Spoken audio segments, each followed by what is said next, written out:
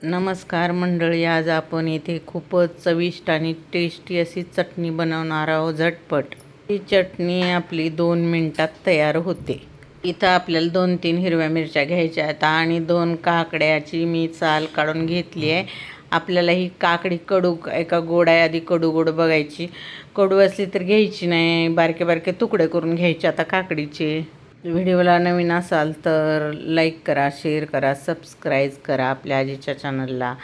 आता हे तुकडे केलेले मिक्सरमध्ये टाकून घेतले. थोडेसे शेंगदाणे टाकायचे, चवीपुरते मीठ टाकायचे आणि थोडीशी साखर टाकायची आणि दूध घालायचे आता ह्याच्यामध्ये आणि आपल्याला मिक्सरला फिरवून घ्यायचे.